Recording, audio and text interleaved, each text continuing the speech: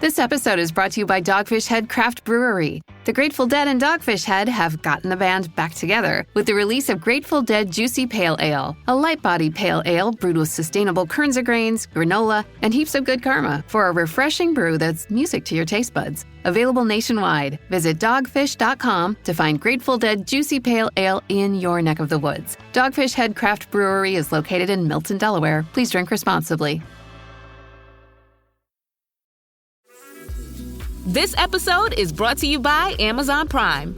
From streaming to shopping, Prime helps you get more out of your passions. So whether you're a fan of true crime or prefer a nail-biting novel from time to time, with services like Prime Video, Amazon Music, and fast free delivery, Prime makes it easy to get more out of whatever you're into or getting into. Visit Amazon.com/Prime to learn more. This, a man who has had a very interesting life, Governor Rod Blagojevich. They like to say he was Roger Stone before I was Roger Stone. Rod Blagojevich was targeted in an outrageous operation in which he refused essentially the direct orders of Barack Obama to appoint Valerie Jarrett to the open Senate seat created by Barack Obama's election to the presidency. He was framed in a crime which still boggles the mind. They wiretapped him, but they refused to play the fruits of those wiretaps at his trial. And they have refused to release the FBI's 302, which is the transcript, in essence, the written transcript of his interview with the FBI. Rod Blagojevich first had his sentence commuted by President Donald Trump, ultimately given a full and unconditional pardon. He is a great American success story. Yet another American, like General Flynn, like Donald Trump himself, targeted for destruction by the deep state.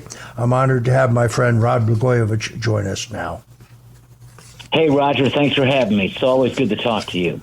You continue to amaze me. I saw you the other night. I think it was on Fox. I'm not sure, but you love your state. You love your country. You've been a very harsh critic of the policies of both Governor J.B. Pritzker, a man who is so fat he has his own zip code. When J.B. Pritzker graduated from high school, his picture was on page 41, 42, and 43 of his yearbook. Sorry, I just can't resist. Last time J.B. Pritzker was in New York, they wanted to make him his own borough, to be honest with you. In any event, enough joking around. You have a very serious crime problem in Chicago, a city I know you love. The late Richard J. Daley, I don't mean Richie Daley, I mean the original Richard J. Daley, one of the greatest mayors in American history, certainly probably the greatest mayor in Chicago history. They used to call Chicago the city that worked. He would be rolling in his grave if he saw what's happening today. So tell us about this crisis and what should be done about it. Well, Roger, Chicago is a great city with great people in it. It's really a beautiful city, and it's always good when you're here. You make it even better, because I had a chance to have dinner with you here. But we have, of course, failed leadership. We've got a mayor who's in over his head, and we have a governor who's really disgraceful in so many ways, because he has this inherited wealth that he received from the Hyatt hotel fortune. He's worth several $1 billion, none of it earned, all of it inherited. And he's used this money to basically buy himself a governor's position, spending over $350 million of his own money. And when you're a guy like that and you've had that good fortune with all that money, you would think that once you ascend the position of governor, you would use the power of that office and the fact that you don't need these politicians to, keep your family fed, and do the right things. And sometimes the right things are not the easy things to do, although oftentimes the right thing is the thing that's filled with common sense. And government's responsibility, first and foremost, is to keep all of us safe. And Illinois and Chicago is failing terribly at that, and it's because of some of the things you just talked about, the no-cash bail laws, which defy common sense, and those numbers of 60,000 or better people who fled, haven't come back to court, is no surprise. I spent 2 years as a Cook County prosecutor when I was starting out, prosecuting exactly those cases that now the guys who've been charged with crimes don't have to come to court. They're not going to come to court. And it's nothing dramatic, or it's not a big surprise. It's just common sense. So the fact that the politicians, Brandon Johnson, Pritzker, the Democrats in particular in Illinois and in Chicago have abandoned the police, the fact that the police and morale in the police department is very low, the fact that a lot of people don't want to become police officers anymore for all the understandable reasons. It's an inherently dangerous job. They're completely, they're not protected by the Democratic politicians in cities like Chicago, states like Illinois. And you have gangbangers in our city that outnumber police officers almost 10 to 1. There's more than 100,000 gangbangers to 12,000 police officers. So we have a crisis, and we have a need to fill the gap. And President Trump is offering that by sending the National Guard and also suggesting that he would send other federal agents to shore up and beef up law enforcement in Chicago. Now, I spent 8 years in prison, Roger, on politics, not on crimes. So I think I know better than just about anybody in the political world, you know, how criminals operate, because I live with them every single day for 2,896 days. And this won't surprise anybody with common sense. But when the cat's away, the mice play. These guys are always on the lookout, my colleagues in prison. When the cops weren't around, it was time to go out and do the illegal things, break the rules, and, you know, make your life better in that bad place that we were in. It's no different on the streets. And so when the gangbangers know that the cops are not protected by the politicians, and when they outnumber the cops like they do what they do. And as a result, we have in Chicago high crime and high violent crime. You can honestly say, Robert, that when you wake up in Chicago, you can honestly say that every day someone's going to be murdered. You can also say that 8 out of 10 of those people are black who are going to be murdered. And in better than 9 out of 10 cases, they're black and brown people. So if the Democrats really believe that black lives matter, why is it they don't take up President Trump on his offer and do something to stop the killing in the black neighborhoods? Because Chicago is a diverse city, and the neighborhood I live in and a lot of the neighborhoods in parts of the city that are not in the black communities or the Latino communities are largely safe. They're not perfectly safe, but they're largely safe. Where the violence is occurring, where the murders are occurring, are in the black communities. The Democrats claim to be the friends of the black community, and they're not. And it's a form of hypocrisy and a form of racism when Pritzker and Johnson refuse the help of Trump to actually make black lives safe, when they resist efforts to do so and instead prioritize the needs of migrants who came to Chicago and came to Illinois illegally. The Conjuring: Last Rites. On September 5th. Hey, come down here! I need your help! Hooray! Hooray! Hooray!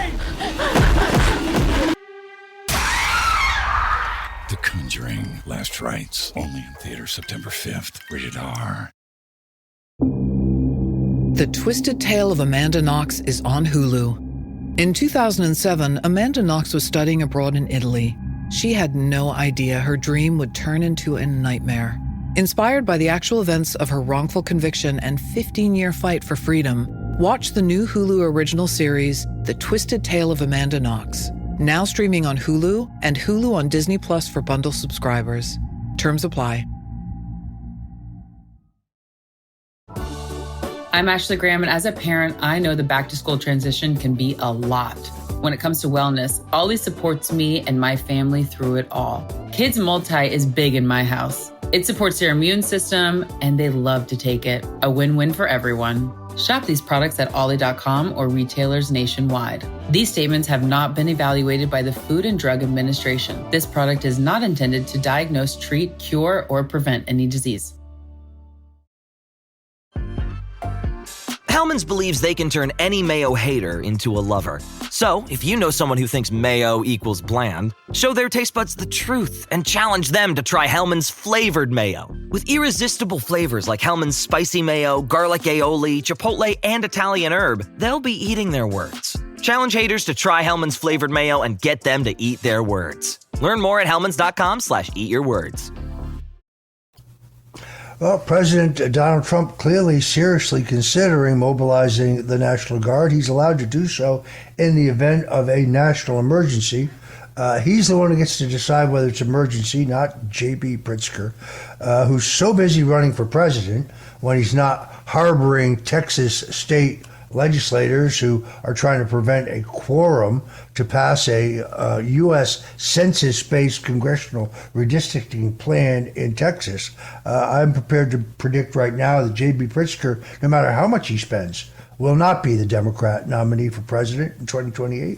And if we're fortunate enough to have him be selected for that position, he will get beat by a drum by the Republican nominee, whoever that is. Rod, I am so happy that President Donald Trump recognized that your conviction on corruption charges was one of the great political and legal frame jobs of all time. It was a completely motivated and baseless conviction based on the fact that you refused essentially the orders of Barack Obama to appoint his chosen successor to a vacant U.S. Senate seat.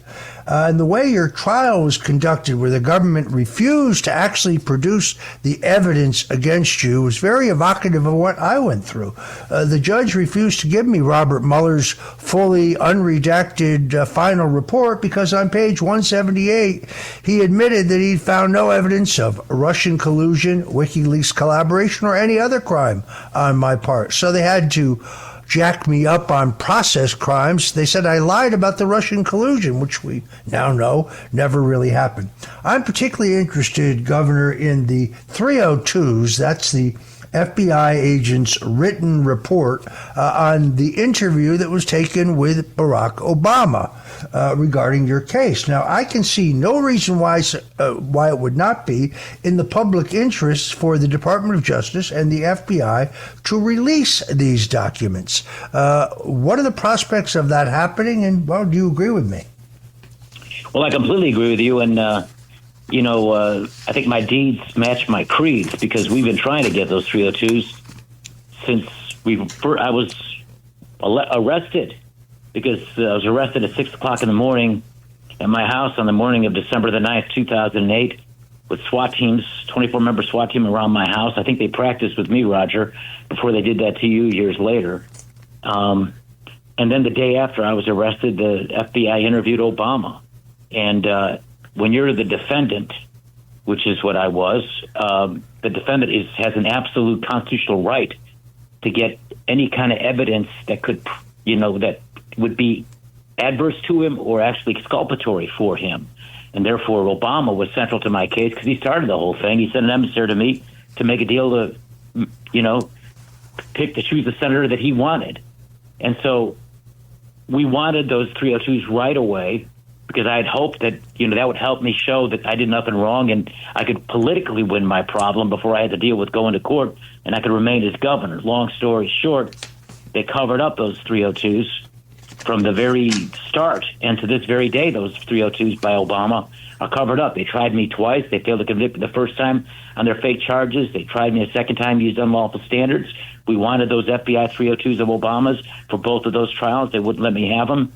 And the good news is that I understand that there's some prominent people in the media that are trying to get those 302s. And what I know about him is that Obama was interviewed for a long time, and those 302s are 13 pages long, and what's really frightening is the fact that every word of his 302 has been redacted. They're blacked out. So there's a big cover-up on what Obama had to say to the FBI the day after I was arrested. And, sunshine is the great disinfectant. A lot more things are coming out now about what was done to President Trump. I'm a few years ahead of what happened to President Trump, but we have a lot of the same people involved in both of our cases, and Obama is central to both of us, whether it's Russian collusion or the fake so-called sale of the Senate seat, which never was a sale of a Senate seat, was never a crime. Eventually, the appellate court reversed those charges. So Obama's 302s, I think, are vital, and the public has absolutely a right to know what he had to say the day after I was arrested.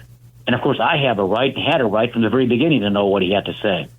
But the bigger picture, Roger, is... Rob, I have to stop you because we're out of time. I want to thank you for joining us today on The Roger Stone Show, and I say justice for Rod Blagojevich.